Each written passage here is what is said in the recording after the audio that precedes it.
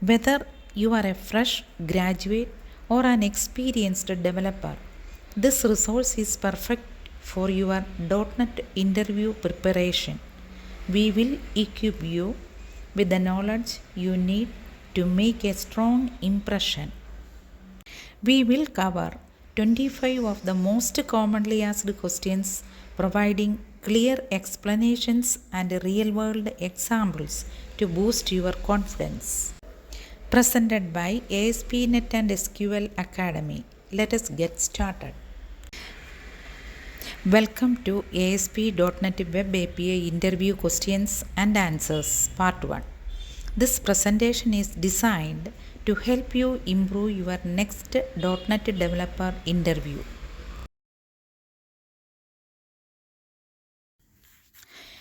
ASP.NET Web API is a framework designed to build HTTP services that can reach a broad range of clients, including browsers, mobile devices, and desktop applications.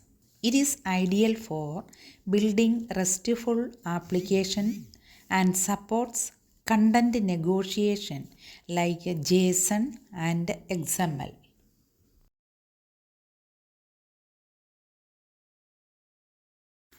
ASP.NET MVC is used to create web applications that return both HTML views and data.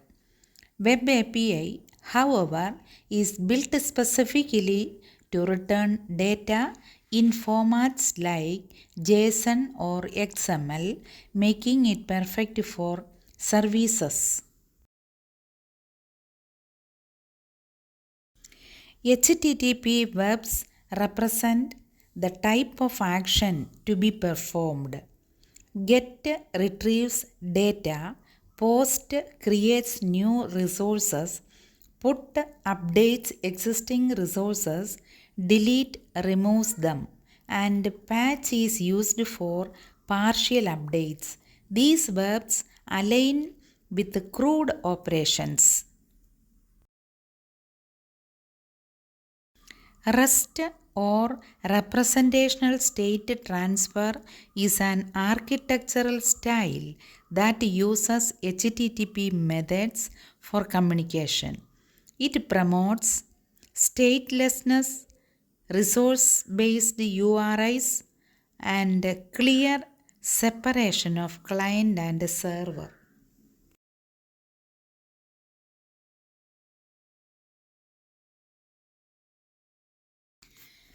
Routing in Web API determines how HTTP requests are matched to controller actions. It can be done using attribute routing with route annotations or through convention-based routing defined in the Web API config.cs file.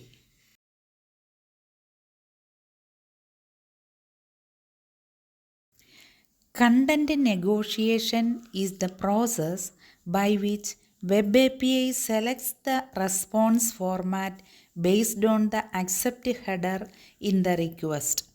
If the client prefers JSON or XML, the API delivers accordingly. Custom formats can also be created.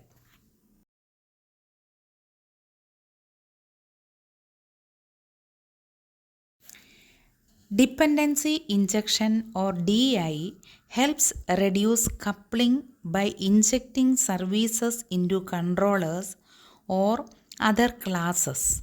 Web API supports DI through various containers like Unity, Autofag, or the built-in one in ASP.NET Core.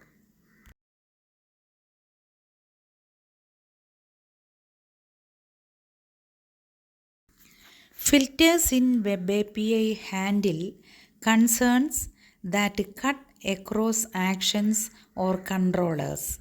These include authorization, action execution, exception handling, and result processing.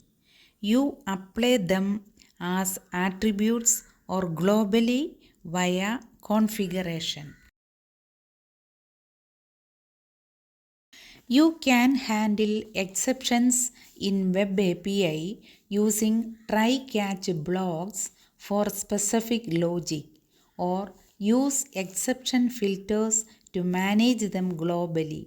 This ensures consistent and meaningful error responses.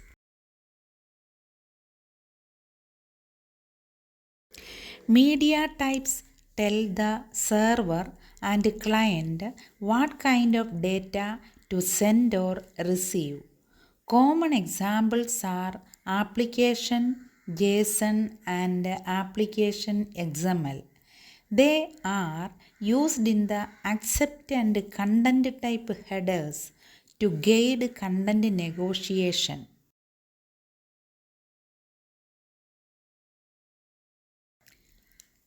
Coarse or cross origin resource sharing enables your Web API to be called from different domains. In ASP.NET Web API, you can enable it using the Enable Course attribute or configure it globally in startup.cs for ASP.NET Core.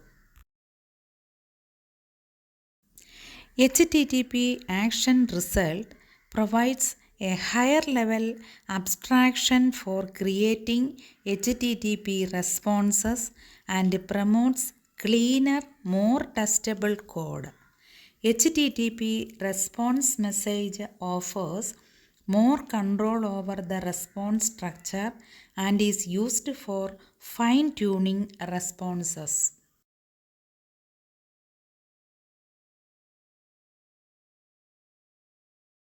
Web API security involves multiple layers. Always use HTTPs, authenticate users with token based methods like JWT or OAuth, and apply authorization rules to control access based on user roles or policies.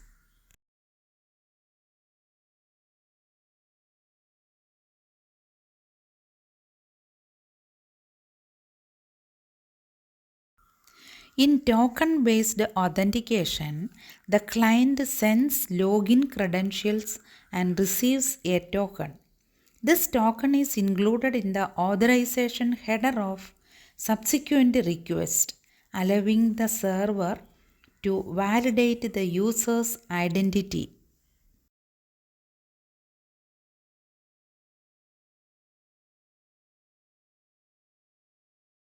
Action results are return types from Web API controller methods. These include OK, not found, and bad request, all of which implement iHTTP action result and standardize HTTP responses.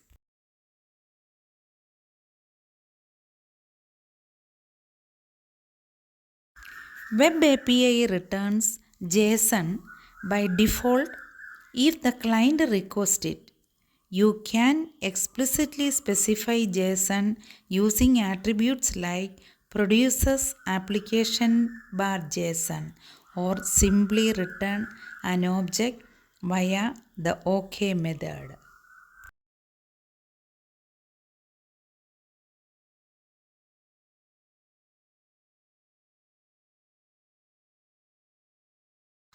Model binding maps incoming HTTP request data to controller method parameters. Attributes like a form body and form URL help define the data source, whether it is from the URL, query string, or request body.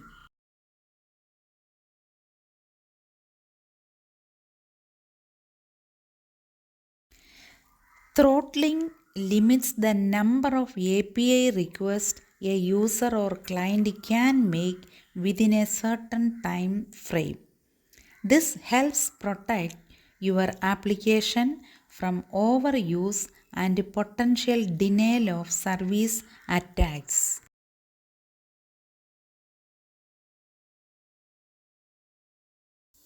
API versioning allows your web API to evolve without breaking existing clients. Versions can be handled via the URL part query parameters or custom headers, keeping different API versions accessible.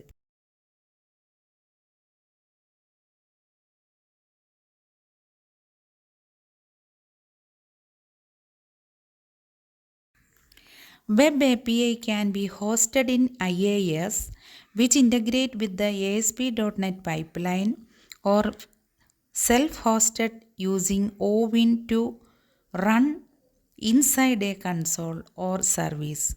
Choose based on your infrastructure and control requirements.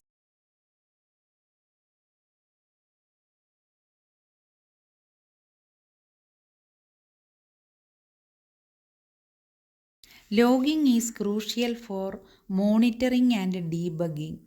In ASP.NET Core, you can use iLogger interface to log messages.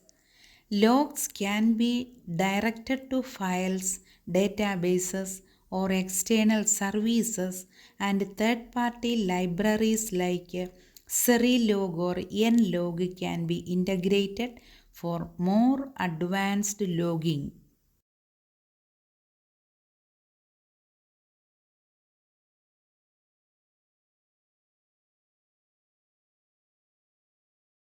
The Web API config class is used to configure routes and other settings for your Web API. It is where you define routing rules, register filters, and set formatter like JSON or XML. In older ASP.NET versions, it is located in app-start web API config.cs.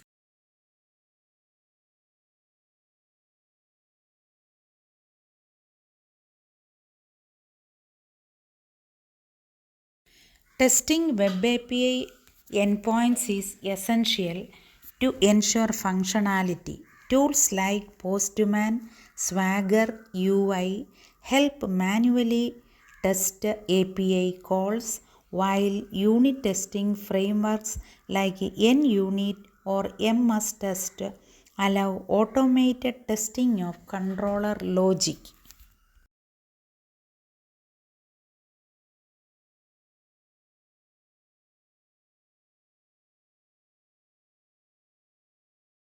Swagger is a powerful tool for documenting Web API.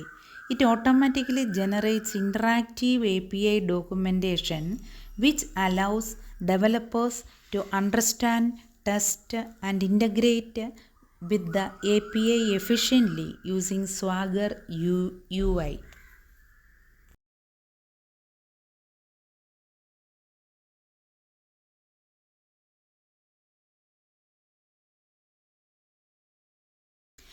Authentication in a Web API is commonly handled with JWT or OAuth, while authorization ensures users can only access permitted resources based on roles or policies. The authorize attribute is used to secure API endpoints.